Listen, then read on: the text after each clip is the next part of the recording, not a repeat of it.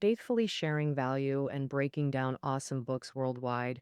Hi there, this is Sally's Book Talk. Hey everyone, I'm Gao Wenhao, the editor in chief of Sally's Book Talk. Oh, I was just thinking, and wow, it's been a little over a month since we first advertised our Sally's Book Talk community. So everyone's really loving this community. It brings together folks who love reading, listening to books, and following Sally's Book Talk so we can all share thoughts and feelings with other book lovers. So if you're interested, new folks can find it in the transcript section below the audio and add our book assistant's WeChat ID. Then you can join Sally's Book Talk exclusive community. And we'll occasionally host live streams in the group for book giveaways and free raffles. Recently, a Weibo post hit the hot searches saying that a fan figured out their idol's schedule and the photos the idol usually posts. This fan used Google Maps to compare and reason it out, discovering a bombshell gossip. They figured out that their idol is likely dating some influencer. After seeing this news, it really makes you go, wow, in amazement. If the police hired fans who specialize in stalking idols, they could probably help crack a lot of cases. In this big data era, it feels like everyone's turned into Sherlock Holmes overnight. As a hot topic these days, big data isn't exactly new to most folks. But what exactly is big data? I bet a lot of folks don't really have a clear idea. We can look it up online. Simply put, big data is the huge collection of data from all our online and offline activities. For instance, your online likes or shares, searching stuff via search engines, swiping cards online or in-store, shopping, medical records. All this can be analyzed through electronic data to sketch out your life profile and then offer you more accurate, targeted services. For example, when you open a news app, big data can figure out your reading habits from your history and recommend stuff you're into. And when you open other short video apps, the videos you swipe through are all ones you're into and enjoy.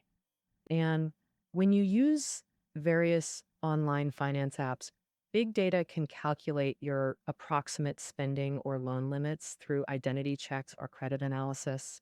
Of course, for ride-hailing apps we often use, big data also sets the options for vehicles and prices.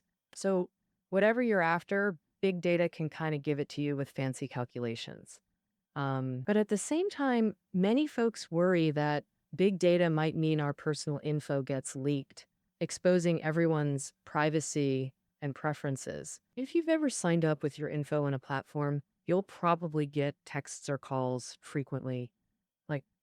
So with big data, we're slowly becoming transparent people.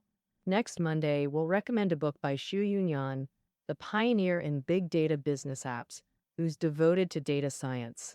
This one by Viktor Mayer-Schönberger is titled The Age of Big Data.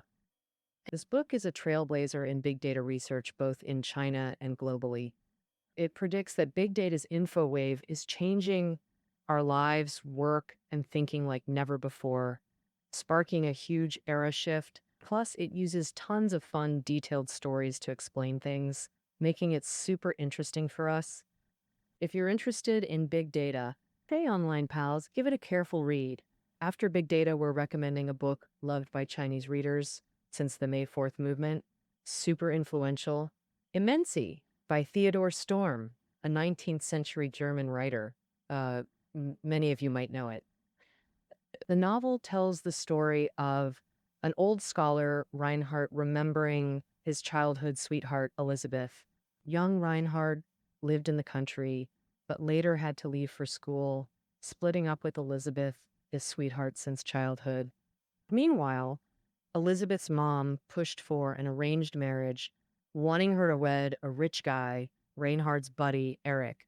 So the gentle Elizabeth had to obey her mother's will and pressure. Years later, Reinhardt was invited to visit the manor at Immensity. Oh, the old lovers met again, but it was all melancholy. Their rekindled feelings had to be buried deep in their hearts, and both had to silently accept fate's arrangement. The famous Russian novelist Turgenev once praised this work, saying, "Oh, Storm's novel is exquisitely beautiful to the extreme, permeated with a unique poetic fragrance." So, do you really want to know what kind of language makes this novel so poetic?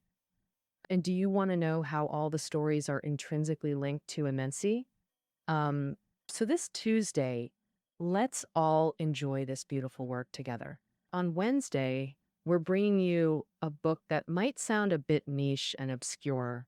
This book is by one of the key figures in the British social cultural anthropology functionalist school, Evans Pritchard. Oh, this famous scholar in the early 1930s went to an African ethnic minority tribe and conducted a thorough, systematic study of their living conditions and social systems.